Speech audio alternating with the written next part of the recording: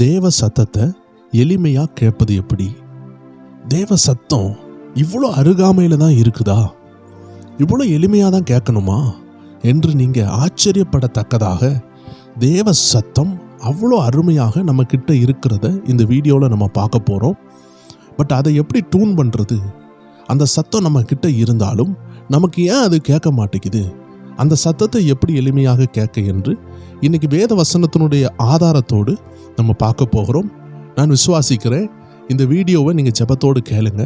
இதற்கு பிற்பாடு உங்கள் வாழ்க்கையில் தேவ சத்தம் எது, இது பிசாசுக சத்தம், இது நம்மளுடைய சொந்த சத்தம், நம்ம சிந்தனையிலிருந்து வருது என்று நீங்கள் பகுத்தறியத்தக்கதாக தேவனுடைய சத்தத்தை தெளிவாக புரிந்து கொள்ள இந்த அருமையான வீடியோ மூலமாக கர்த்தர் உதவி செய்வார் என்று நான் விசுவாசிக்கிறேன். நீங்கள் பார்த்து கொண்டிருக்கிறது ஸ்பிரிச்சுவல் WF, அதாவது ஆவிக்குரிய ரகசியங்களை வெளிப்படுத்தும் அருமையான ஒரு யூடியூப் சேனல். தொடர்ந்து பாருங்கள். அநேக காரியங்களை நம்ம வெளியிட்டு கொண்டு இருக்கிறோம். இன்னும் அநேக ரகசியமான சத்தியங்கள், அதாவது நம்மளுக்கு பரலோக ராஜ்யத்திற்கு போகும் பொழுது எதெல்லாம் தேவையோ, இந்த பூமியில் வாழும் பொழுது நம்ம பரலோக ராஜ்யத்துக்கு ஆயத்தப்படுறதுக்கு எளிமையான காரியங்கள் நிறையா இருக்குது. மன்னிப்பு, பரிசுத்தம், பரிசுத்த ஆவியானவர் குறித்த சத்தியங்கள், வேத வார்த்தையை குறித்த ரகசியங்கள், எதெல்லாம் ஆவிக்குரிய வாழ்க்கைக்கு நமக்கு புரோஜனமாக இருக்குமோ அதையெல்லாம் நம்ம ஸ்பிரிச்சுவல் WF என்ற சேனலில் நம்ம பார்த்து கொண்டு இருக்கிறோம். இன்றைக்கி நம்ம பார்க்க போகிறது கர்த்தருடைய சத்தத்தை கேட்பது எப்படி. நம்ம கடந்த நாட்களில் இதை குறித்து ஒரு வீடியோ போட்டிருந்தோம். அதில் ஒரு குறிப்பிட்ட விஷயத்தை நம்ம பார்த்துருந்தோம். அதை நீங்கள் பார்க்கலன்னா இந்த வீடியோ முடிந்தவுடன் பார்க்குமாறு அன்போடு கேட்டுக்கொள்கிறேன். ஒரு பெர்ஃபெக்ட் அண்டர்ஸ்டாண்டிங், ஒரு பரிபூர்ணமான தேவ சத்தத்தை எப்படி கேட்கணும் என்று உங்களுக்கு ஒரு நல்ல தெளிவு உண்டாகும். ஸோ வாருங்க, இன்னைக்கு நம்ம தேவனுடைய சத்தத்தை கேட்பது எப்படி என்ற சத்தியத்தை பார்க்கலாம். எல்லாருக்குமே தேவனுடைய சத்தத்தை கேட்பது என்பது அவசியம் தேவையான விஷயம். எல்லாருக்கும் ஆசை இருப்பது உண்டு, ஆனால் இது தேவையான விஷயம். வேதத்தில் தேவனுடைய சத்தத்தை தேவன் பேசுகிற வண்ணமாக நம்ம கேட்க வேண்டும் என்றால் அதற்கு தேவையானது தான் ரேமா வார்த்தை என்று சொல்வார்கள். இந்த ரேமா என்று சொல்லப்படுகிற வார்த்தையினுடைய அர்த்தம் என்னவென்றால், இது பேசப்படுகிற வார்த்தை. இப்போ ஒரு நபர் உயிரோடு நம்ம கிட்ட இருக்கும் பொழுது, அந்த நபர் பேசும் பொழுது அந்த வார்த்தையில சத்தம் இருக்கும், அந்த வார்த்தையில உணர்வுகள் இருக்கும். கோபத்தில் பேசுகிறாங்களா, அன்பாக பேசுகிறாங்களா, கவலையில் பேசுகிறாங்களா, இல்லை சந்தோஷத்தில் பேசுகிறாங்களா என்றெல்லாம் நம்மளால் புரிய முடியும். ஆனால் ஒரு நபர் மரித்து விட்டார்கள் என்றால், அவர்கள் இப்பொழுது நம்மளோடு பேச வேண்டும் என்றால் அது முடியாத காரியம். ஆனால் அவர்கள் ஏதாவது டைரியில் எழுதி வைத்தால் நம்மளால் அதை படிக்க முடியும். படித்தாலுமே அது நம்மளுடைய சிந்தனையில் நம்ம சத்தம் போல தான் இருக்குமே தவிர அந்த நபர் பேசுகிற சத்தம் நமக்கு கேட்காது. ஆனால் அவருடைய மனசில் உள்ள விருப்பங்களை புரிந்து கொள்ள முடியும், ஆனால் சத்தம் கேட்காது. ஸோ உயிரோடு ஒரு நபர் இருக்கும் பொழுது அதில் சவுண்டு இருக்குது, உணர்வு இருக்குது, நமக்கு சத்தம் கேட்கும். ஆனால் ஒரு நபர் மரித்துட்டாங்கன்னா, அவங்க ஏதாவது எழுதி வச்சுருந்தாங்கன்னா அந்த எழுத்தை வாசிக்க முடியும், ஆனால் அவங்க சத்தம் கேட்காது. ஸோ இதே போல தான் இன்றைக்கி வேதத்தில் எழுத்து இருக்குது. நம்ம ஆண்டவர் மரித்தோரின் ஆண்டவர் அல்ல, ஜீவன் உள்ளோர்களுடைய ஆண்டவர். அவர் ஜீவனோடு தான் இருக்கிறார். பட் ஆனால் அவருடைய சத்தத்தை நம்ம கேட்கும் பொழுது தான் ஒரு சமாதானம். நீங்கள் பைபிளை எத்தனையோ முறை வாசிக்கிறீங்க, ஆனால் உங்களுக்குள்ள சமாதானம் அநேக நேரம் வராது. அநேக நேரம் நீங்கள் வாசித்தும் மனசில் திருப்தி இருக்காது. ஏன்னா இந்த வேதத்தை வாசிக்கிறதற்கு எல்லாராலையும் முடியும், கண்ணு உள்ள எல்லாராலையும் முடியும். கண் இருக்குதுன்னா அதை பார்த்து வாசித்துருவாங்க.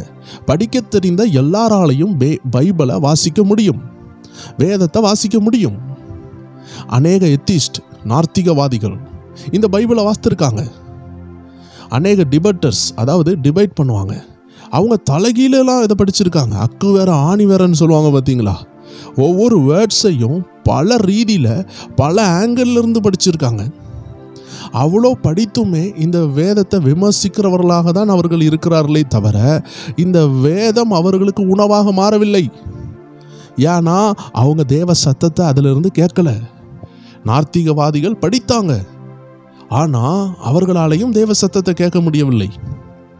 ஈவன் இயேசுநாதர் கிட்ட பிசாசு போய் பேசினதே இந்த வசனம்தான். ஸோ எப்படி இந்த வசனத்தை பிசாசால பேச முடியுது? ஒரு கரண்ட் ஷாக் அடிக்க வேண்டாமா? வசனத்தில் வல்லமல்ல இருக்குது. அப்போ அதை எப்படி பிசாசால பேச முடியும்? தேவஜனமே, இதில் தான் ஒரு ட்விஸ்ட் இருக்கு. தேவஜனங்கள் புரிய வேண்டும். எழுதப்பட்ட வார்த்தை என்று வேதத்தில் சொல்லப்பட்டிருக்கிறது. எழுதப்பட்ட வார்த்தை அதை பற்றி என்ன சொல்லுதுன்னா லோகோஸ் என்று சொல்லப்படுகிறது. இந்த எழுதப்பட்ட வார்த்தை யாராலையும் வாசிக்க முடியும். அந்த நாட்களில் இதை புனிதப்படுத்தி இதை எபிரேயர்களை தவிர வேற யாரையும் வாசிக்க விடாமல் அந்த நாட்களில் வைத்திருந்தது உண்மைதான். ஆனால் இந்த நாட்களில் வேதம் ஒரு புத்தகமாக பல கோடிகளாக விற்பனையாக இருந்து கொண்டு இருக்குது. The world most highest selling book is Bible. இந்த உலகத்திலே அதிகமாக வியாபாரத்தில் இருக்கிற ஒரு புஸ்தகம்னா அது பைபிள். அவ்வளோ தூரம் ஆண்டவர் அவருடைய வார்த்தையை ஆசீர்வதித்து இருக்கிறார். தேசமெல்லாம் போய் கொண்டு இருக்கு.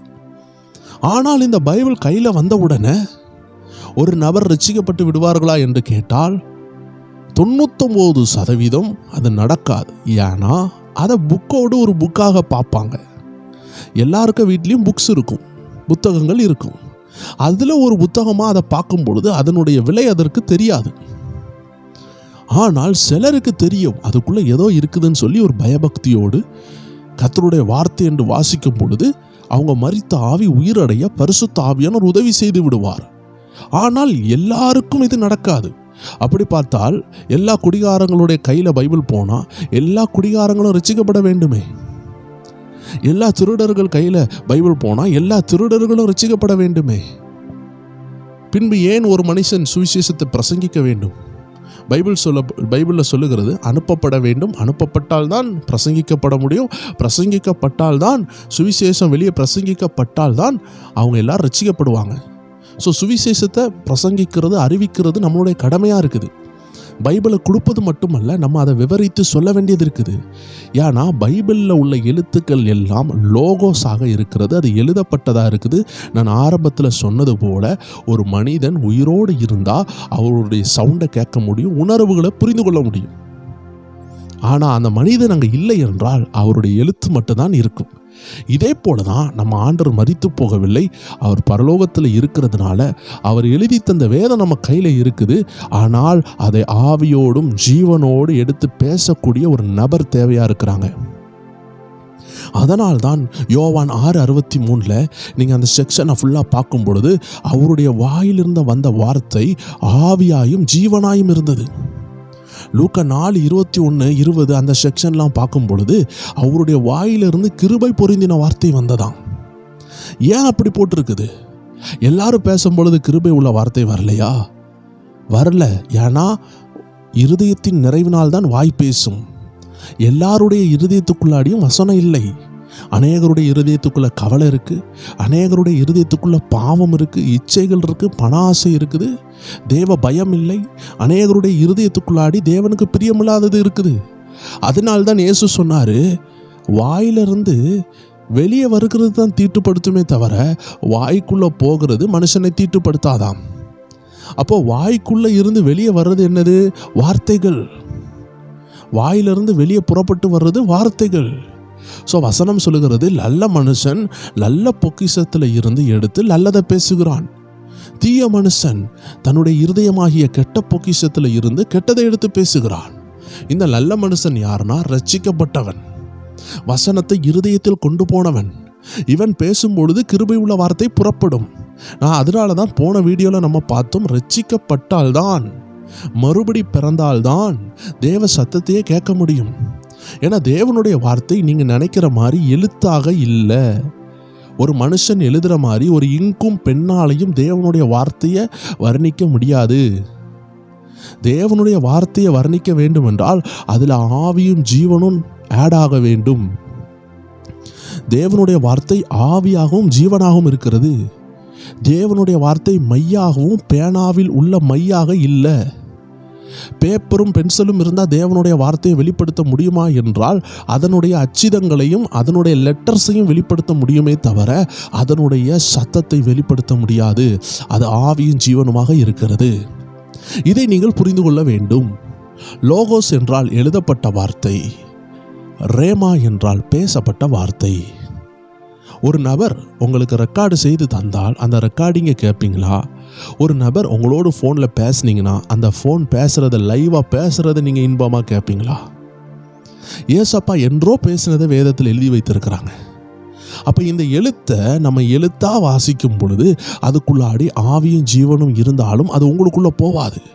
ஸோ இந்த வேதம் எப்போ ஆவியும் ஜீவனுமாக மாறுதுன்னா நீங்கள் மறுபடி பிறந்தாதான் இந்த வார்த்தைகள் உங்களுக்கு உணவாக உள்ளே போகும். மறுபடி பிறக்கலைன்னா இந்த வார்த்தை உள்ளே போவாது. ஸோ இவ்வளோதான் விஷயம். நம்ம போன செக்ஷனில் பார்த்தோம். அதை நீங்கள் ஆண்டோடைய சித்தமானால் திரும்பியும் பார்க்காதவங்க அதை பாருங்கள், உங்களுக்கு தெளிவாக புரியும். இன்னைக்கு நம்ம பார்க்க போகிறது இந்த எழுதப்பட்ட வார்த்தை பேசப்படுகிற வார்த்தையாக சத்தமாக தொனிக்கிறது தான் கர்த்தருடைய சத்தம்.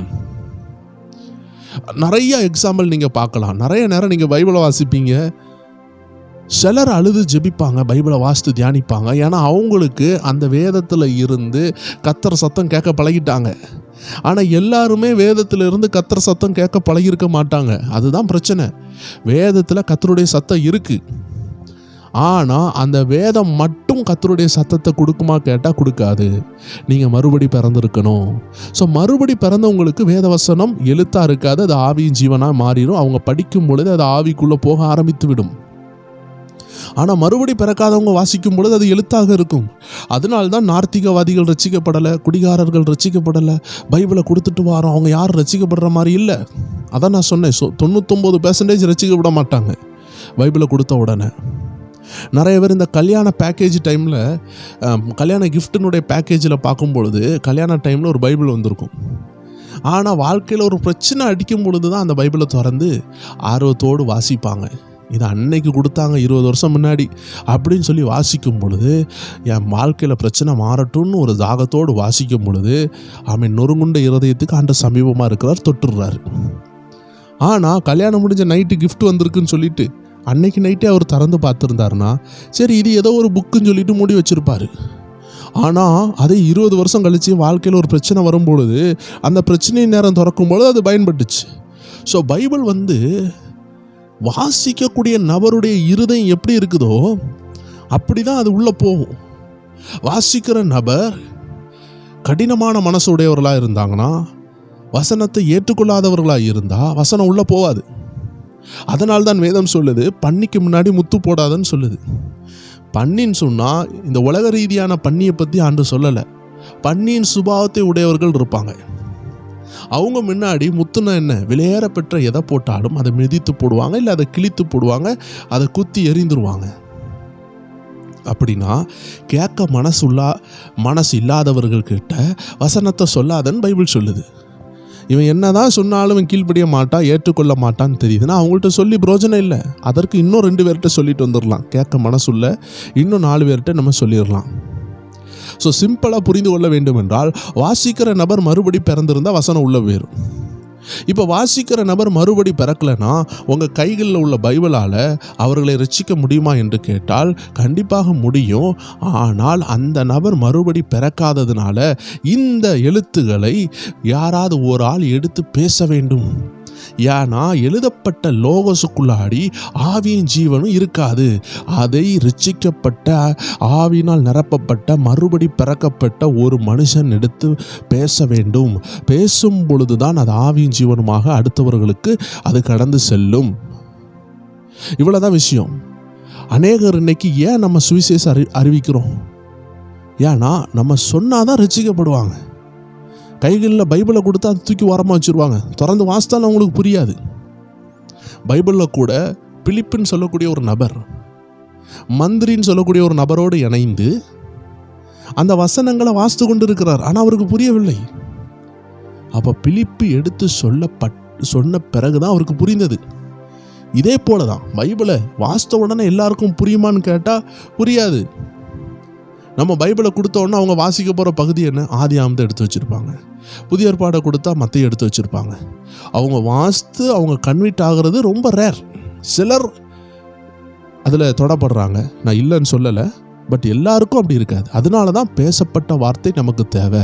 ரேமா வார்த்தை, சரி, நம்ம பாயிண்ட்டுக்கு வரலாம். அநேகர் பைபிள் வாசிக்கும் பொழுது அவங்களால பைபிளில் இருந்தே சத்தத்தை கேட்க முடியுது. ஆனால் சிலருக்கு பைபிளை வாசித்தா தேவ சத்தம் கேட்காது. அவங்க ஏதாவது செய்தி கேட்டால் தேவ சத்தம் அவங்களுக்கு உணர முடியும். யாராவது பாஸ்டர்மார் பேசுகிறத கேட்கும் பொழுது அவங்க அழுவாங்க, அவங்க சந்தோஷப்படுவாங்க. ஏன்னா பாஸ்டர் பேசுனது பைபிளில் உள்ளது தான்.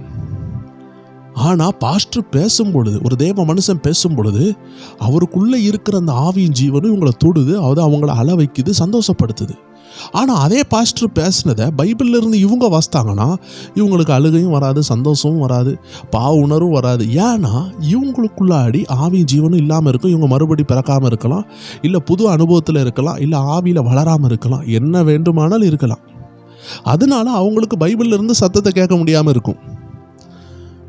ஆனால் ஒரு பாஸ்டரோ இல்லை தேவ மனுஷனோ இல்லை தேவ ஊழியரோ இல்லை ஒரு தேவ மனுஷியோ பேசும் பொழுது அந்த ஆலோசனைக்குள்ளே ஆவியும் ஜீவனும் இருக்கனால ஈஸியாக கேட்டுருவாங்க. இதுதான் ஆவியும் ஜீவனுள்ள வார்த்தையினுடைய வித்தியாசம். ஸோ தேவ ஜனமே, நம்ம கையில் எல்லார்ட்டையும் லோகோஸ் இருக்குது. லோகோஸ்னா எழுதப்பட்ட வார்த்தை. ஆனால் நம்ம கையில் ரேமா இருக்கான்னு கேட்டால் அதுதான் சந்தேகமான காரியம். ரேமா என்றால் பேசப்படுகிற சத்தமுள்ள வார்த்தை. ஒரு அற்புதமான சாட்சி என்னவென்றால், வசனம் நமக்கு என்ன சாட்சி சொல்லுதுன்னா, நீங்கள் தான் தேவன் தங்கும் ஆலயம்னு சொல்லுது. அதுதான் இன்னைக்கு நம்ம பார்க்க போகிற யூனிக்கான விஷயம். தேவ ஜனங்களுக்குள்ளாடி தேவ சத்தம் இருக்கு.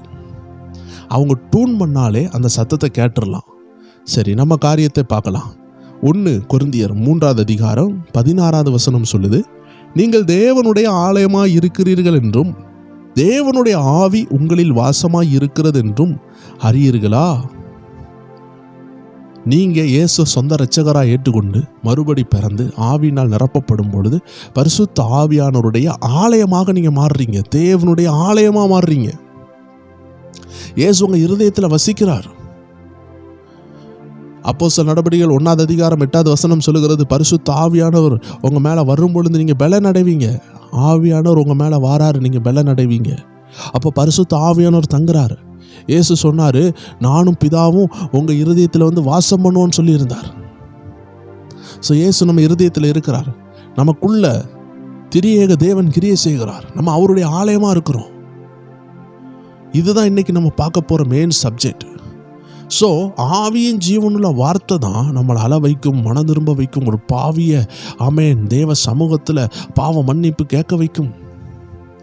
ஸோ எழுதப்பட்ட வார்த்தை பேசப்படுகிற வார்த்தையாக அது மாறுகிறதற்கு ஆமென் ஆவியானவர் தான் உதவி செய்கிறார். ஸோ தேவ ஜனங்கள் புரிந்து கொள்ள வேண்டும், உங்கள் கைகளில் பல வருஷம் பைபிள் இருந்தாலும் அந்த வார்த்தை உங்களோட பேசுகிறதற்கு ஆவியின் ஜீவனுள்ள ஒரு கருவி தேவைப்படுது. அந்த கருவி தான் ஒரு ஊழியராக இருக்கலாம், இல்லை பரிசுத்த ஆவியானவராக இருக்கலாம். நீங்கள் என்னைக்காவது வசனம் கேட்டிருப்பீங்க, என்னைக்காவது ஒரு ஆள் சுவிசேஷம் சொல்லியிருப்பாங்க. ஆனால் அதை நீங்கள் நிராகரித்து பல ஆண்டுகளாக அதை ஏற்றுக்கொள்ளாமலே இருக்கும் பொழுது, நீங்கள் தனியாக ஒரு வெளிநாட்டிலேயோ இல்லை ஒரு தனியாக ஒரு கம்பெனியில் பாடுபட்டு இருக்கும் பொழுதோ இல்லை ஒரு பாவத்தை செய்துட்டு இருக்கும் பொழுது கூட உங்கள் மனசுக்குள்ளே பரிசுத்த ஆவியானவரால் பேச முடியும். ஏன்னா பல ஆண்டுகளுக்கு முன்னாடியே உங்களுக்குள்ள ஒரு வித்தை போட்டாச்சு. இப்போ பரிசுத்த ஆவியானவர் உங்களை டைரக்ட் பண்ண முடியும். அவர் உங்களுக்கு தெய்வீக பயத்தை கொடுப்பாரு, பாவ உணர்வை கொடுப்பாரு. நீங்கள் தன்னாலே ஆண்டு சமூகத்தில் வர்றதுக்கு அது எளிமையாக இருக்கும். ஆனால் உங்களுக்கு யாருமே சுவிசேஷம் அறிவிக்கவில்லை என்றால், ஆவியின் ஜீவனுள்ள வார்த்தை உங்கள்கிட்ட வரலன்னா நீங்கள் மறுபடி பிறக்கவே முடியாது. இன்னைக்கு மறுபடி பிறக்கிறதுக்கு உதவி செய்கிறதே இந்த வசனம் தான். அதான் அழிவுள்ள வித்தினால் அல்ல, அழிவில்லாத வித்தினால் நீங்க ஜனிப்பிக்கப்பட்டீர்கள் என்று பேதுரு சொல்றாரு. ஸோ இந்த வசனம் நம்மளை மறுபடி பிறக்க உதவி செய்து. சரி, இப்போ மறுபடி பிறந்தாச்சு. இப்போ நீங்க தான் தேவன் தங்கும் ஆலயம். பழைய ஏற்பாட்டில் ஒரு ஆலயம் இருந்துச்சு. அதன் பேர் ஆசரிப்பு கூடாரம்னு சொல்லுவாங்க. அதாவது தூக்கிட்டு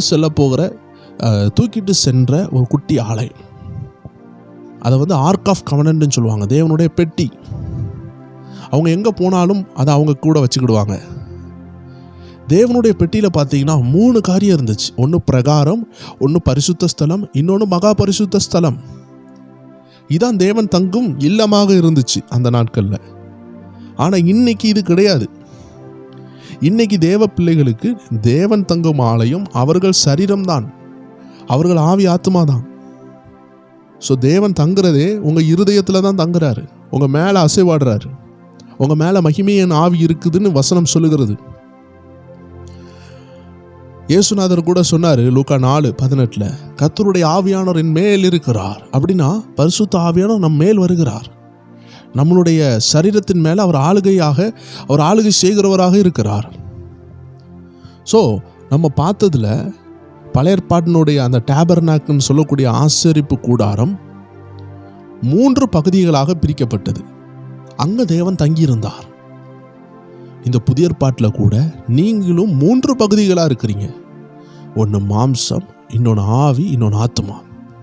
soul, body, spirit. Soul, spirit and body, இந்த 3ஆக இருக்கிறீங்க. ஆவி, ஆத்மா, சரீரம். ஸோ இந்த ஆவி ஆத்மா சரீரத்தில் தான் தேவன் தங்குறாரு. இதில் மேஜராக தங்குற இடம் எதுன்னு பார்த்தீங்கன்னா உங்கள் ஆவிக்குரிய மனுஷனில் தங்கி இருக்கிறார். ஏன்னா கர்த்தர் ஆவியாக இருக்கிறார், அவர் ஆவியில தான் வசிக்க முடியும். இந்த ஆவி தான் ஆதாம் செஞ்ச பாவத்தினால மரித்து போய் இருந்துச்சு. அதுக்கு ஆதாரமாக எபேசியர் 2:1 நீங்கள் பார்க்க முடியும். அக்கிரமங்களினாலும், அதாவது பாவங்களினாலும் அக்கிரமங்களினாலும் மரித்திருந்த உங்களை உயிர்ப்பித்தார்னு வசனம் சொல்லுகிறது. ஆதாம் பாவம் செஞ்ச நாளில் சரீரத்தில் சாகல, ஆவிக்குரிய மரணத்தை அடைந்து விட்டார். அதனால்தான் கர்த்தருடைய சத்தத்தை அவரால் கேட்க முடியாமல் போய்விட்டது. ஸோ அதுக்கு பிறகு அவருடைய சந்ததியாகிய நாம் எல்லாரும் கர்த்தருடைய சத்தத்தை கேட்க முடியாமல் போய்விட்டோம். ஆனால் இந்த வேத வசனத்தை ஏற்றுக்கொண்டு நம்ம ஆவி மறுபடி பிறக்குதுன்னா நம்ம தேவ சத்தத்தை கேட்க முடியும். இப்போ இன்னும் ஆழமாக தேவ சத்தத்தை இன்னும் அருகாமையில் கேட்கறதுக்கு தான் நீங்கள் தேவன் தங்கும் ஆலயம். தேவனுடைய ஆலயம்னா அதுக்குள்ள என்ன இருக்கணும்? தேவனுடைய ஆலயமாக நீங்கள் மாற்ற வேண்டிய அவசியம் இருக்குது. பழைய ஏற்பாட்டில் அந்த ஆசரிப்பு பெட்டியை அழகாக செஞ்சாங்க. ஆசரிப்பு கூடாரத்துக்குள்ளாடி டேபர்நாக்கிள் டெண்டில் என்ன இருந்துச்சுன்னா 3 காரியமாக பிரித்திருந்தாங்க. ஒன்று அவுட்டர் கோர்ட்டுன்னு சொல்லுவாங்க, கோர்ட்டியார்டு, வெளிப்பிரகாரம் சொல்லுவாங்க. இன்னைக்கு நமக்கும் ஒரு வெளிப்பிரகாரம் இருக்குது. கண்ணு இருக்குது, வாய் இருக்குது, மனுஷனோட கான்டாக்டாக இருக்கிறதுக்கு வெளிப்பிரகாரம் இருக்குது. இதே போல உள்ள ஒரு பகுதி இருந்துச்சு, அதை பரிசுத்த ஸ்தலம் என்று சொல்லுவாங்க. இன்னும் உள்ள போனீங்கன்னா இன்னொரு பகுதி இருந்துச்சு, அதுதான் ஆவிக்குரிய மனுஷன். நம்ம ஆவிக்குரிய மனுஷனோடு ஒப்பனையாகிறதுக்கு ஏதுவாக அதை சொல்லலாம். அந்த அருமையான அந்த ஆசரிப்பு கூடாரத்துக்குள்ளாடி இருந்தது 3வது பகுதிக்குள்ள இருந்தது ஆர்க் ஆஃப் கவனன்ட்னு சொல்லக்கூடிய தேவனுடைய பெட்டி. அந்த தேவனுடைய பேழைன்னு சொல்லுவாங்க. அதுக்குள்ள என்ன இருந்துச்சுன்னு பார்த்தீங்கன்னா தேவனுடைய வார்த்தையாகி அந்த கற்பலைகளில் எழுதப்பட்ட வார்த்தை இருந்துச்சு. ஸோ தேவ ஜனமே, அதுக்குள்ள ஆரோனுடைய துளிர்த்த கோல், அந்த கோலும் மன்னாவை சுமந்த பாத்திரமும் இருந்துச்சு. ஆனால் அதில் மெயினாக என்ன இருந்துச்சுன்னு பார்த்தீங்கன்னா மெர்சி சீட், கிருபையின் சிங்காசனம். அங்கே தேவன் இறங்கி இருந்தாராம். அதுக்குள்ளாடி வசனங்கள் இருந்துச்சு, தேவ பிரசன்னம் இருந்துச்சு, சுத்த பொன்னால் அதை வர்ணித்திருந்தாங்க. ஸோ நம்ம இயேசுவின் இரத்தத்தினால் கழுவப்படும் பொழுது நம்ம உள்ளான மனுஷன் புதிய சிருஷ்டி ஆகிவிட்டான். ஆனால் நம்ம ஆத்துமா இன்னும் ரினிவாக வேண்டியது கடமை. அதனால தான் பைபிளில் பவுல் சொல்றாரு, உங்கள் சிந்தனை மறுரூபம் ஆகணுமா, மறுரூபம் ஆகணும். உங்கள் சிந்தனை ரினியூ ஆனாதான் நீங்கள் மறுரூபம் ஆக முடியும். உங்கள் சிந்தனை புதுப்பிக்கப்படணும். எப்படி புதுப்பிக்கப்படணும்? வசனத்தினால. ஆனால் ஆவி புதுப்பிக்கப்பட்டுட்டு, எப்படி புதுப்பிக்கப்பட்டுச்சு? ரட்சிக்கப்பட்ட பொழுது புதுப்பிக்கப்பட்டுட்டு. ஆனால் உங்கள் சிந்தனை இன்னும் புதுப்பிக்கப்படவில்லை. ஏன்னா நீங்கள் எவ்வளோ தூரம் வசனத்துக்கு உங்களை விட்டு கொடுக்குறீங்களோ அவ்வளோ தூரம் தான் வசனம் என்ன செய்யும்? உங்கள் சிந்தனையை புதுப்பிக்கும். ஸோ நீங்கள் தேவன் தங்கும் ஆலயம். இப்போ நீங்கள் தேவ சத்தத்தை கேட்கணும்னா நீங்கள் செய்ய வேண்டியது உங்களுடைய சிந்தனையை விட்டு கொடுக்கணும். ரோமர் 12:2 வசனம் சொல்லுகிறது, நீங்கள் இந்த பிரபஞ்சத்திற்கு ஒத்த வேஷம் தெரியாமல் தேவனுடைய நன்மையும் பிரியமும் பரிபூர்ணமான சித்தம் இன்னதென்று பகுத்தறியத்தக்கதாக உங்கள் மனம் புதிதாகிறதினாலே மறுரூபமாகுங்கள். உங்கள் மனசு புதுசானாதான் மறுரூபம் உண்டாகும். உங்கள் மனம், your mind want to be renewed. உங்கள் மனசு புதுசாகணும்னா நீங்கள் தேவ சித்தத்தை அறியணும், வசனத்தை அறியணும், அவருடைய பரிபூர்ண சித்தம் என்னன்னு அறியணும். வசனத்தை படிக்க படிக்க படிக்க தான் உங்கள் மைண்டு ரினியூவ் ஆகுது. மைண்டு ரினியூவ் ஆனாதான் நீங்கள் மறுரூபமாக முடியும். ஸோ தேவனுடைய சத்தம் உங்களுக்குள்ளே கேட்டுக்கொண்டே இருக்குது. ஏன்னா நீங்கள் தான் தேவன் தங்கும் ஆலயம். ஆண்டவர் உங்கள் இருதயத்தில் பேசிக்கொண்டு தான் இருக்கிறாரு. அதனால தான் நீங்கள் அதிகாலையில் எழும்பும் பொழுது உங்களுக்குள்ள ஒரு பாட்டு ஓடிக்கிட்டு இருக்கும். நிறைய பேருக்குள்ளாடி பாட்டு ஓடும், ஆண்டவரை ஆராதிக்கிற பாடல். சில நேரம் காலையில் எழும்பும் பொழுது ஒரு வசனம் ஓடிக்கொண்டு இருக்கும். ஏன்னா உங்கள் ஆவிக்குள்ளாடி கர்த்தர் குடியிருக்கிறாரு. குடியிருக்கிற அந்த ஆலயத்துக்குள்ளே துதி இருந்து கொண்டே இருக்கும். நீங்கள் கூட அந்த ஆசாரிப்பு கூடாரத்தில் பார்த்தீங்கன்னா அதில் அருமையான ஒரு கேண்டில் ஸ்டாண்டுன்னு சொல்லி ஒரு விளக்கு இருந்து கொண்டே இருக்கும். இரவும் பகலும் வெளிச்சம் எரிந்து கொண்டே இருக்கும். நம்ம இருதயத்துக்குள்ளாடி சோத்திரங்கள் இருந்து கொண்டே இருக்கும்.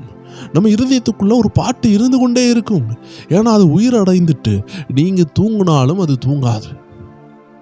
நீங்கள் தூங்கினாலும் அது தூங்காது. இதுதான் உங்கள் இருதயம். உங்களுக்குள்ள சத்தம் இருக்கு. ஆனால் உங்களுக்குள்ள சத்தம் அது ஸ்லோவாக இருக்கிறதுனால உங்களுக்கு அது தேவ சத்தம் என்று புரியவில்லை. நீங்கள் தான் தேவன் தங்கும் ஆலயம். உங்களுக்குள்ள தேவ சத்தம் இருக்குது. நீங்கள் ரட்சிக்கப்பட்டுட்டீங்கன்னா, நீங்கள் பைபிளை வாசிக்கிற ஒரு தேவ பிள்ளைன்னா உங்களுக்குள்ள சத்தம் இருந்து கொண்டே இருக்கும். ஏன்னா நீங்கள் வாஸ்த வசனம் ஆவியும் ஜீவனுமா உங்களுக்குள்ள இருக்கும். அது ஒரு பரலோக கனெக்ஷன். ஆபத்து வருதுன்னா உங்கள் இருதயத்தில் சிக்னல் கிடைக்கும். ஒரு சந்தோஷமான நிகழ்ச்சி வரப்போகுதுன்னா உங்கள் இருதயத்துக்கு முன்னாடியே சிக்னல் கிடைக்கும். நீங்கள் ரொம்ப ஆனந்தமாக இருப்பீங்க. ஒரு ஆபத்து வரப்போகுதுன்னா உங்கள் இருதயத்திலே சிக்னல் கிடைக்கும். ஏதோ கலக்கமாக இருக்கும், உடனே ஜெபிப்பீங்க. நல்லா சாப்பிட்ருப்பீங்க, வருமானம் இருக்கும். ஆனாலும் இருதயத்துக்குள்ளே கலக்கமாக இருக்குதுன்னா நீங்கள் ஜெபிக்கணும். ஜெபிக்கும் பொழுது தான் தெரியும் அன்னைக்கு சாயந்தரம் ஒரு பெரிய பிரச்சனை வர்றதா அன்று முன்னாடியே உங்களுக்கு உணர்த்தியிருப்பார். ஆனால் சாயந்தரம் அந்த பிரச்சனை என்ன செய்யும்? சிம்பிளாக முடிஞ்சிடும். இல்லைன்னா ஒரு அடிதடியாக மாறி இருக்கலாம், இல்லை ஒரு ஆக்சிடெண்ட்டாக மாறி இருக்கலாம், இல்லை ஒரு பாவமாக மாறி இருக்கலாம், இல்லை ஒரு வாய் சண்டையாக மாறி இருக்கலாம், இல்லை ஒரு இழப்பாக இருந்திருக்கலாம், ஒரு பண இழப்பாக இருக்கலாம், ஒரு ஆஸ்பத்திரி செலவாக இருக்கலாம். ஆனால் ஆண்டவர் காலையிலே உங்கள் இருதயத்தில் ஒரு பாரப்படுத்துவார். ஏன்னா இப்போ நீங்கள் தேவன் தங்கும் ஆலயம். ரட்சிக்கப்பட்ட ஒவ்வொரு தேவ பிள்ளையும் தேவன் தங்கும் ஆலயமாக மாறிட்டீங்க. உள்ள சத்தம் இருக்குது. ஆனால் இந்த சத்தத்தை டிஸ்டர்ப் பண்ணும்படி வெளியே நிறைய சத்தம் கேட்குது. உலக சத்தம் கேட்குது. கவலையின் சத்தம், ஃபியூச்சரை குறித்த சத்தம், பயத்தின் சத்தம் கேட்கும் பொழுது ஒரு பக்கம் பார்த்தீங்கன்னா உள்ளத்தில் ஒரு பாட்டு ஓடிக்கிட்டு இருக்கும், சந்தோஷமாயிருங்க. இதான் தேவன் பேசுகிற சத்தம். ஆண்டவர் ஆபிரகாமே அப்படின்னு பேச மாட்டார். சடார்னு உங்கள் பேர் மைக்கேல்னு வச்சுக்கோங்க. இல்லை உங்கள் பேர் ஒரு லேடியாக இருக்கிறீங்கன்னா டயானான்னு வச்சுக்கோங்க. மகளே டயானா, பயப்படாதே, நான் உன்னோடு இருக்கிறேன். இன்னைக்கு நீ ஒரு நபரை பார்க்க போகிற, அந்த நபருக்கு பேர் ரோஷன். இவர்தான் உன்னுடைய வாழ்க்கை துணையாக மாறப்போகிறார் என்று இப்படி ஆண்டவர் சடனாக பேச மாட்டார். ஏனென்றால் ஆண்டவர் படிப்படியாக தான் பேசுவார். ஃபஸ்ட்டு ஒரு பாட்டு மூலமாக பேசுவார், ஒரு வசனம் மூலமாக பேசுவார். கொஞ்சத்தில் நம்ம உண்மையாக இருக்கும் பொழுது அவருடைய சத்தம் நிறைய கேட்க முடியும். அதை மோசையினுடைய அனுபவத்தில் கூட பாருங்க. அவர் மலையில் ஒரு தீ எரியறதை பார்க்குறாரு. கிட்ட போயிட்டாரு. கிட்ட போனாலும் இப்போ ரகசியம் வெளிப்படலை, சத்தம் கேட்குது. மோசைன்னு ஒரு சத்தம் கேட்குது. ஆனால் ஆண்டவர் ரகசியத்தை சொல்லலை. ஆண்டு சொல்கிறாரு, உன் காலில் உள்ள பாதரட்சியை கலத்தி போடுன்னு சொல்கிறாரு. ஏன்னா நீ நிற்கிற இடம் பரிசுத்தம் உள்ளதுன்னு சொல்கிறாரு. இப்போ கலத்தி போட்ட பிறகு ரகசியத்தை பேசுகிறாரு. புரியுதா உங்களுக்கு? ஏன்னா ஆண்டவர் நம்மளை நம்பி ஆழமானதை பேசணும்னா நம்ம பரிசுத்தத்தின் மேல் பரிசுத்தமாக இருக்கும் பொழுது தான் நம்ம அவர்கிட்ட பேச முடியும். அதான் இருதயத்தில் சுத்தமுள்ளவர்கள் பாக்கியவான்கள், அவர்கள் தேவனை தரிசிப்பார்கள். அப்போ இருதயத்தில் சுத்தமுள்ளவர்கள் தேவனை தரிசிப்பது மட்டுமில்லை, தேவனுடைய சத்தத்தையும் கேட்பார்கள். ஸோ நம்ம தேவன்கிட்ட எவ்வளோ நெருங்குறோமோ அவ்வளோ தூரம் தேவ சவுண்டு கேட்கும். மற்றபடி தூரத்தில் இருக்கும்போது லைட்டாக கேட்கும். இப்போது ஒரு நபர் உங்கள் வீட்டில் இருந்து 1 கிலோமீட்டர் தள்ளி இருந்து அவர் ஏதாவது பேசினார்னா உங்ககிட்ட கேட்குமா? கேட்காது. ஆனால் சைகை காட்டினார்னா கையை காட்டுறாருன்னு தெரியும். ஆனால் வாய் அசைது என்ன பேசுகிறாருன்னு தெரியலை. கை தட்டுனா சவுண்டு கேட்கும், அவ்வளோதான். ஆனால் அதே ஒரு 1/2 கிலோமீட்டர் தள்ளி இருக்கிறாங்கன்னா, ஒரு 500 மீட்டர் தள்ளி இருக்கிறாங்கன்னா சவுண்டு இன்னும் கொஞ்சம் கிளியராக கேட்குது, கைத்தட்டு சவுண்டெல்லாம் இன்னும் நல்லா கேட்குது. பட் உங்கள் வீட்டுக்கு வெளியே நிற்கிறாங்க அப்படின்னா யாராவது ஒரு ஆள் கூப்பிடுறாங்க, ஏக்கா வீட்டில் இருக்கிறீங்களா, அண்ணன் வீட்டில் இருக்கிறீங்களான்னு சொன்ன உடனே உங்களுக்கு கேட்குது, வெளியே ஏதோ ஒரு தாத்தா நிற்கிறாரு, வெளியே ஒரு அக்கா நிற்கிறாங்க, இல்லை வெளியே ஒரு அண்ணன் நிற்கிறாங்க. ஏன்னா இப்போ உங்களுக்கு சவுண்டு கேட்குது, வீட்டுக்கு வெளியே நிற்கிறாங்க. ஆனால் யாருன்னு தெரியல. ஆனா பெண்ணான்னு கண்டுபிடிச்சிட்டிங்க, பட் யாருன்னு தெரியாது. ஸோ இப்போ உங்கள் வீட்டுக்குள்ள ஒரு ஆள் வந்துட்டாங்க. இப்போ சவுண்டு கேட்குது, அவங்க பேசுறதெல்லாம் கேட்குது, பட் ஒரு ரகசியத்தை சொல்லணும்னு நினைக்கிறாங்க. இப்போ 4 பேர் அங்கே இருந்தால் சொல்ல மாட்டாங்க, உங்கள் காதுக்குள்ளே வந்து சொல்லுவாங்க. புரியுதா உங்களுக்கு? ஏதோ ஒரு பிரச்சனை இருக்குதுன்னா அதை உங்கள் காதுக்குள்ளே வந்து சொல்லுவாங்க. ஏன்னா அந்த விஷயம் வந்து உங்களுக்கு மட்டும்தான் கேட்கணும். இதே மாதிரி தான் நம்ம வாழ்க்கையிலையும் கர்த்தர்கிட்ட நெருங்க நெருங்க நெருங்க கர்த்தர்கிட்ட நெருங்க நெருங்க அவருடைய சத்தம் ரொம்ப கிளியராக இருக்கும். ஒரு ஆள் தண்ணிக்குள்ளே போயிட்டு வெளியே உள்ள ஒரு நபர் என்னதான் பேசினாலும் அந்த தண்ணிக்குள்ளே ஒரு ஆள் முங்கினதுனால வெளியே உள்ள ஆள் ஏதோ பேசுகிறாருன்னு ஒரு சின்ன ஒரு சவுண்டு வேணால் பூம் பூம் பூம்னு இப்படி கேட்கும். அது தண்ணிக்குள்ளே 2 காதியை முக்கி உள்நீச்சல் அடிக்கிறவங்களுக்கு தான் அந்த அனுபவம் கிடச்சிருக்கும். வெளியே யாராவது பேசிகிட்டு இருப்பாங்க, ஆனால் தண்ணியிலேருந்து ஒரு அரை அடி கூட நம்ம என்ன செஞ்சுருக்க மாட்டோம், தலையை முக்கியிருக்க மாட்டோம். இந்த ஸ்விம்மிங் பூலில் குளிக்கிறவங்களுக்கு தெரியும். தண்ணி காதுக்குள்ளாடி போன உடனே வெளியே உள்ள சத்தத்தை தடுத்துட்டு, இதே போல தான் தெய்வ ஜனமே நம்ம கிட்ட தான் ஆண்டவர் நிற்கிறாரு. உலக கவலை என்ற கவலை, பாரம், பயம், ஃபியூச்சரை குறித்த பாரம், பயம், பிசாசனுடைய சத்தம், பிசாசனுடைய பொய்கள், இது எல்லாம் வசனத்தை நெருக்கி போடுது. சத்தத்தை கேட்க விடாம தண்ணி மாதிரி காதை அடைச்சி வச்சிருக்கு. இப்போ தேவ ஜனம் என்ன செய்யணும்னா பைபிளில் உள்ள வசனத்தை அப்படியே விசுவாசிக்கணும். என் தேவன் மிக உயர்ந்த செல்வந்தர், அவர் என்னை நடத்துவார், என்னை முடிவு வரையும் நடத்துவார், எனக்காக யாவையும் செய்து முடிப்பார். இந்த வசனங்களை தான் நம்ம ஃபஸ்ட்டு நம்ம பறக்கி எடுக்கணும். அதை நம்ம வாசிக்க ஆரம்பிக்கணும். தாவீது பாருங்க, ஒரு 5 கல்லை தான் பறக்கினார். நம்மளும் நமக்கு தெரிஞ்ச வசனத்தை எடுக்கணும். வாதை என் கூடாரத்தை அணுகாதுன்னு நம்ம எடுத்து தியானிக்க ஆரம்பிக்கணும். அப்படி தியானிக்க தான் கர்த்தர் சத்தம் இன்னும் ஆழமாக கேட்கும். ஏன்னா நீங்கள் தான் தேவன் தங்கும் ஆலயம். நீங்கள் சோத்திரம் பண்ணி நீங்கள் ஸ்பிரிட்டில் கனெக்ட் ஆகிட்டீங்கன்னா, நீங்கள் ஆவியில் கனெக்ட் ஆகிட்டீங்கன்னா, உங்கள் மைண்டு ஆவியில் கனெக்ட் ஆகிட்டுன்னா கர்த்தர் சொல்கிறத கேட்க ஆரம்பிச்சிருவீங்க. அதே உங்கள் மைண்டு உலகத்தாரோடு இல்லை பாவம் செய்கிற நபர்களோடு இல்லை பொய் சொல்கிற பிசாசின் பொய்களுக்கு பயந்தாலோ இல்லை எதிர்காலத்தை குறித்து பயந்தாலோ இல்லை சூழ்நிலைகளை குறித்து பயந்தாலோ பிரச்சனைகளை குறித்து பயந்தாலோ உடனே அதுதான் நம்ம நம்புவோமே தவிர கர்த்தர் சொல்கிறத நம்ம கேட்க முடியாது. கர்த்தர் சொல்கிறது நமக்கு பொய் போல தோன்றும். இதை நீங்கள் எதில் பார்க்கலான்னா, யோசுவா வந்து ஒரு 12 பேரை அனுப்பி விடுறாரு. அந்த 12 பேரில் 10 பேரும் பிசாசுக்கு சத்தத்தை கேட்குறாங்க. பிசாசின் சத்தம்னு சொல்ல போனால் உலகத்தார் பார்க்கறது போல பார்த்துட்டு வராங்க. மற்ற 2 பேர் சொல்கிறாங்க அவர்களை கர்த்தர் நம்ம கையில் ஒப்பு கொடுப்பாருன்னு சொல்கிறாங்க. மற்ற 10 பேர் சொன்னாங்க அவங்க எல்லாம் பெரிய ராட்சசர்களாக இருக்கிறாங்க, நம்ம எல்லாம் வெட்டுக்கிளி மாதிரி இருக்கிறோம், அவருடைய பழங்கள் எல்லாம் எவ்வளோ பெருசாக இருக்குது, அவங்களுடைய திராட்சை பழங்கள் வந்து நம்ம ஊரில் உள்ள பெரிய பெரிய தர்பூசணி மாதிரில இருக்குது. அவிசுவாசமாக பேசுனாங்க. இவர்கள் வந்து அந்த பிரச்சனையை அவர்கள் பலத்தில் சமாளிக்கணும்னு நினைச்சாங்க. 10 பேரும் கர்த்தரை நம்பாம, படைச்சவரை நம்பாம, கர்த்தர் தான் எங்களை நடத்துகிறாரு நம்பாம அவர்கள் பலத்தை வைத்து அந்த போராட்டத்தை பார்க்கும் பொழுது அந்த போராட்டம் பெருசா தெரிஞ்சுது. ஆனால் மற்ற 2 பேரும் கர்த்தரை இடையில நிறுத்தி கர்த்தர் கூட இருந்ததுனால கர்த்தர் இவர்களை நம்ம கையில் ஒப்பு கொடுப்பாருன்னு விசுவாசம் வந்துச்சு. நம்ம லைஃப் இப்படி தான். கர்த்தர் சத்தத்தை தடை பண்ணுறது நம்ம அவிசுவாசம் தான், நம்ம பயம்தான். நம்மளை சுற்றிலும் பிசாசனுடைய சத்தம் எப்படி கேட்கும்னா காட்டமான பொய்யை அனுப்பி விடுவான். அதான் பைபிள் சொல்லுது அக்னியாஸ்திரம். சரி, இப்போ மனுஷ சத்தம் எது, பிசாசின் சத்தம் எது, தேவ சத்தம் எதுன்னு எளிமையாக பார்த்து விடலாம். பிசாசின் சத்தம் கூர்மையான அம்பு போல இருக்கும், ரொம்ப பொய்யா இருக்கும். பிசாசுக சத்தம் உங்கள் நண்பர்கள் மூலமாக வரலாம், உங்கள் கணவர் மூலமாக வரலாம், உங்கள் பிள்ளை மூலமாக வரலாம். நல்லா புரிஞ்சுக்கொள்ளணும், அது ரொம்ப கொடுமையாக இருக்கும். ரொம்ப நம்ம ஈரலை பிளக்கிறது போல இருக்கும்.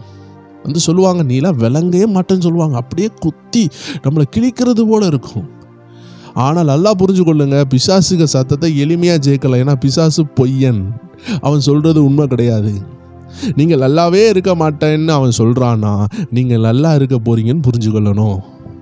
வந்து சொன்னது உங்கள் கணவராக இருந்தாலும் நீங்கள் கணவரை பார்க்கக்கூடாது. ஏன்னா மாம்சத்தோடு இரத்தத்தோடு நமக்கு சண்டை இல்லை. கணவர் பாவம், பிசாசு சொன்னதை அப்படியே என்ன செஞ்சிட்டாரு, உங்கள்கிட்ட வந்து சொல்லிட்டாரு. இதே போல தான் மனைவியும் சில நேரம் என்ன செய்வாங்க, பிசாசால் பொசஸ்ட் ஆயிடுவாங்க. அவங்க பிசாசின் சத்தத்தை கேட்டு அப்படியே உங்கள்கிட்ட வந்து சொல்லுவாங்க, என்னங்க உங்களுக்கெல்லாம் வேலையே கிடைக்காது போல், எதை செஞ்சாலும் நீங்கள் செஞ்சால் வாய்க்காது. நம்ம நினைப்போம், மனைவி இப்படி பேசுகிறாங்களே, என் கூட உள்ளவளே இப்படி பேசுகிறாளே, நான் எப்படி என் வாழ்க்கையில் சாதிக்க முடியும். நிறைய கணவர் மாதிரி சோர்ந்து போயிருப்பாங்க.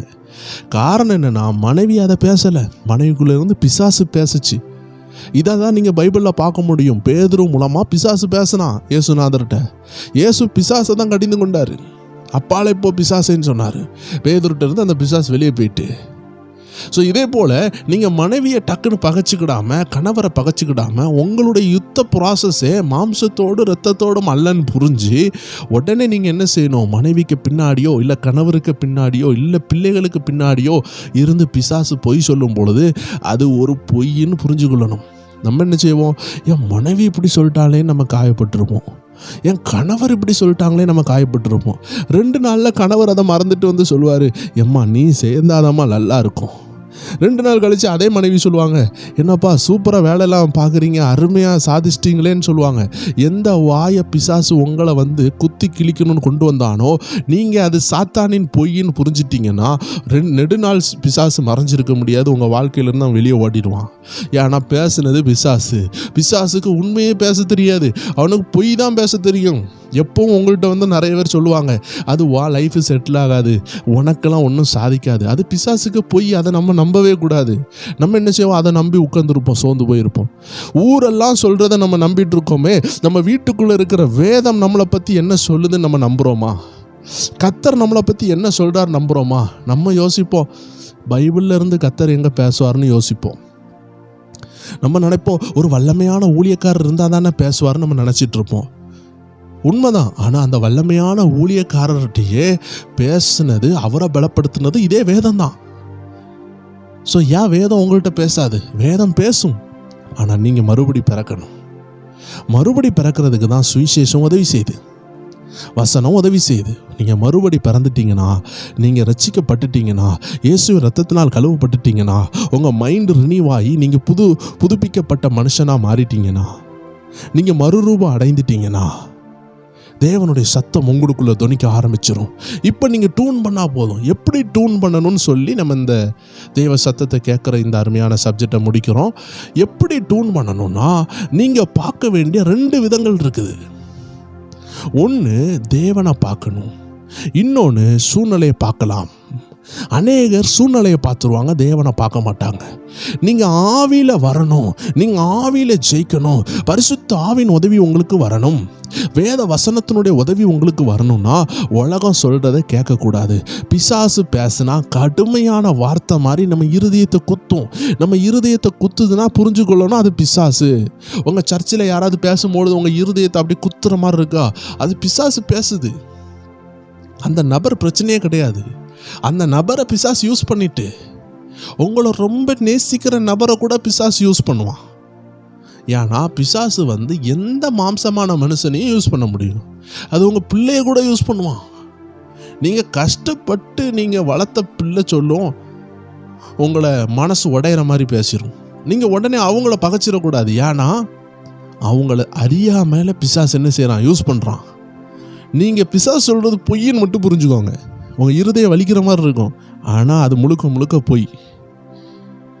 பொய்ன்னு புரிஞ்சிட்டிங்கன்னா, ஏன்னா அவன் பொய்யின் பிதாவாக இருக்கான், அவன் பொய் தான் சொல்லுவான், அவனுக்கு உண்மையே கிடையாது, அவனுக்குள்ள சத்தியம் கிடையாது. நீங்கள் வசனத்தை எடுத்து பேச ஆரம்பிச்சிட்டிங்கன்னா அவன் ஓடி போயிடுவான். ஏன்னா வசனத்துக்குள்ளே சத்தியம் இருக்குது. அதை வாயால் எடுத்து பேசும்பொழுது இருதயத்தில் விசுவாசிக்கணும், வாயால் பேசும்பொழுது அவன் ஓடி போயிடுவான். ஏன்னா இது வசனம் மட்டும் இல்லை, இது ஆவியின் பட்டயம். ஸோ தேவஜனமே, பிசாசு பேசும்பொழுது அதிக சந்தேகம் வரும், அதிக பயம் வரும், இருதயம் கலங்கும். அடுத்தது உங்கள் சொந்த சத்தம் வந்து நார்மலாக உங்களுக்குள்ளே கேட்குறது தான். உங்களுக்குள்ளே யோசித்து கொண்டு இருப்பீங்க, இப்போ சாப்பிடவா இல்லை பிற சாப்பிடவா, ரொம்ப டயர்டாக இருக்கு, கல்யாண வீட்டுக்கு போகலாமா, இதெல்லாம் உங்கள் சத்தம். ஆனால் தேவ சத்தம் பேசினா அது வித்தியாசமாக இருக்கும். அது உங்கள் அனுபவத்தில் தான் அது பழக முடியும். உங்கள் மனைவிக்கு சத்தம், உங்களுக்கு நல்லா தெரியுது, உங்கள் கணவருக்கு சத்தம் நல்லா தெரியுது, உங்கள் அம்மா சத்தம் நல்லா தெரியுது. ஆனால் கர்த்தர் சத்தம் மட்டும் ஏன் தெரியலன்னா, கர்த்தரோடு உள்ள உறவு குறைவாக இருக்குது. அது நீங்கள் 100 மணிக்கூர் ஜெபிச்சாலும் சிலப்போ உறவு குறைவாக இருக்கும். ஏன்னா ஜெபம்னு சொல்கிறது ஆவியில் ஜெபிக்கணும். நம்ம 100 மணிக்கூர் எப்படியாவது கடந்து போயிடுவோம்னு சொல்லிட்டு டெய்லியும் 1 மணிக்கூர் வச்சு 100 நாள் ஜெபித்தாலும் நீங்கள் மறுபடி பிறக்காமல் இருந்தீங்கன்னா தேவ சத்தம் கேட்காது. ஸோ இதுதான் விஷயம். நீங்கள் ஆவியில் பிறந்துட்டீங்கன்னா சத்தம் கேட்க ஆரம்பிச்சிடும். என் ஆடுகள் என் சத்தத்துக்கு கேட்கும் அப்படின்னு பைபிள் சொல்லுது. உங்களால் தேவ சத்தத்தை எளிமையாக கேட்க முடியும். நான் சொன்ன மாதிரி ஆரம்பத்திலே ஆண்டவர் ஈசாக்கே நான் உன்னோடு இருக்கிறேன் அப்படி பேச மாட்டார். உங்கள் பேர் மெர்சியா, உடனே மெர்சி மகளே நான் உன் கூட இருக்கிறேன் நீ பயப்படாத இப்படி பேச மாட்டார். அவருக்கு நம்ம லிமிட் வைக்க முடியாது. அவர் நினைத்தா பேசலாம். அப்படிலாம் நிறைய பேர்கிட்ட பேசியிருக்கிறாரு. பட் ஆனால் பொதுவாக அவர் எப்படி செயல்படுகிறாருன்னு நான் சொல்கிறேன். உங்கள் பேர் ரோகித்தா, மகனே ரோகித், நாளைக்கு நான் உன்னை அமெரிக்கா கொண்டு போகிறேன் நீ ஆயத்தப்படி என்று சொல்ல மாட்டார். டக்குன்னெலாம் இப்படி பேச மாட்டார். ஆனால் அதுக்கு அவரால் பேச முடியாதுன்னு நான் சொல்லவில்லை. பட் ஆனால் நீங்கள் ஏமாந்து போயிடக்கூடாதுல்ல. ஆண்டவர் இப்படி தான் பேசுவார், என் பேரை சொல்லி கூப்பிடுவார், பைபிள்லலாம் சாமுவேலே சாமுவேலேன்னு கூப்பிட்டாரு, என்னை இப்படி தான் கூப்பிடுவார், நீங்கள் ஏமாந்து போயிடக்கூடாது. அதுக்காக தான் நான் அப்படி சொல்கிறேன். அப்படி மட்டும்தான் கூப்பிடுவாருன்னு நான் சொல்லவில்லை. பல ரீதியிலையும் கூப்பிடுவார். அவர் சாமுவேலே சாமுவேலே சாமுவேலேன்னு கூப்பிட்ட மாதிரி உங்களையும் உங்கள் பேரை சொல்லி தான் கூப்பிடுவாருன்னு கிடையாது. எப்படினாலும் பேசுவார். எக்ஸாம்பிள் நான் சொன்ன மாதிரி கவலை கொள்ளாதிருங்கள் இப்படி ஒரு வரி பாட்டு மூலமாக அப்படி பாடுவார். உங்கள் இருதயத்துக்குள்ளே ஓடி கொண்டு இருக்கும். அப்போ ஆண்டவர் அந்த நேரத்தில் உங்களை பார்த்து சொல்கிறாரு கவலைப்படாதீங்கன்னு சொல்கிறாரு. சந்தோஷமாயிருங்க அப்படின்னு ஒரு பாட்டு ஓடும் இருதயத்தில். அந்த அனுபவத்துக்குள்ளே நம்ம வரணும். நம்ம இருதயம் நம்மளோடு பேசுகிற ஒரு அனுபவத்தில் நம்ம வரணும். இந்த அனுபவத்துக்கு வர்றதுக்கு சிலருக்கு 2 வருஷம் ஆகும், சிலருக்கு 5 வருஷம் ஆகும், சிலருக்கு 10 வருஷம் ஆகும். இதை நம்ம எவ்வளோ கான்சென்ட்ரேட் பண்ணி எவ்வளோ தூரம் முக்கியப்படுத்தி ஆண்டவரே என்னை மாற்றுங்கன்னு சொல்லி நம்ம அவர் பாதையில் அவருக்கு நம்மளை ஒப்பு கொடுக்குறோமோ அவ்வளோ சீக்கிரம் தேவன் நம்மளை மாற்றிடுவார். பட் இது உடனே நடக்காதுன்னு மட்டும் எனக்கு தெரியும். கொஞ்சம் டைம் எடுக்கும். தேவஜனங்கள் அதனால் அவசரப்படாமல் கவலைப்படாமல், வேகம் வேற விவேகம் வேற. நிறைய பேர் வேகத்தில் இருப்பாங்க. எனக்கு கர்த்தர் சவுண்டு கேட்கணும், கேட்கலன்னா சோர்ந்து போயிடுவாங்க. 2 நாள் அவங்க சவுண்டு கேட்கணுன்னு இருப்பாங்க. 3ஆவது நாள் பார்த்தீங்கன்னா சினிமாவில் உட்காந்து உலகத்தில் உட்காந்து உலக ஃப்ரெண்ட்ஸு கூட போயிடுவாங்க. ஏன்னா 2 நாளில் அவங்களுக்கு சத்தம் கேட்கணும்னு நினச்சிருப்பாங்க. அது நடக்காது. ஒரு உலக எக்ஸாம்பிள் சொல்லியே நான் முடிக்கிறேனே. சமையலே தெரியாத ஒரு பொம்பளை பிள்ளையை எடுத்து கிச்சனில் விட்டு மகளே இன்னைக்கு நல்ல மீன் குழம்பு வச்சுத்தான்னு சொன்னால் அவளுக்கு ஒன்றும் தெரியாது. ஏன்னா யூடியூப் பார்க்கக்கூடாது, யாரும் சொல்லிக் கொடுக்கக்கூடாது, அவளே செய்யணும்னு சொன்னால் அதெல்லாம் முடியாது. அந்த பிள்ளைக்கு தினமும் பார்த்துட்டு தான் இருப்போம், அம்மா எப்படி மீன் குழம்பு செய்கிறாங்கன்னு பார்த்துட்டு தான் இருக்கிறா. இன்னும் ஆம்பளை பிள்ளைகளும் அம்மா மீன் வாங்கி அதில் ஏதோ சமையல்லாம் செய்கிறதெல்லாம் பார்க்குறாங்க. தேங்காவை போடுறாங்க, வத்தல் பொடி போடுறாங்க, எல்லாமே போடுறத பார்க்குறாங்க. ஆனால் செய்யின்னு சொன்னோன்னு செய்ய முடியுமா?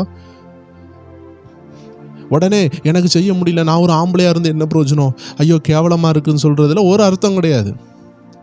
ஏன்னா நீ விவேகத்தை யூஸ் பண்ணலை, நீ வேகத்தை யூஸ் பண்ண. ஒரு பெண்ணாக இருந்தாலும் சரி, ஒரு சமையலை பார்த்த உடனே கற்றுக்கொள்ளணும்னா அதுக்கு நிறைய அனுபவம் தேவை. ஆனால் ஒன்றுமே தெரியாமல் அனுபவம் இல்லாமல் நான் மீன் குழம்பு செய்ய போகிறேன், சிக்கன் செய்ய போகிறேன்னு சொன்னால் அது நாசாயிரும். இதை விடுங்க, இன்னும் புரிகிற மாதிரி சொல்கிறேன். இந்த உடல் பயிற்சியில் போய் நிறைய பேர் உடல் பயிற்சி பண்ணக்கூடிய அந்த எக்ஸசைஸ் ஜிம்முக்கு போவாங்க.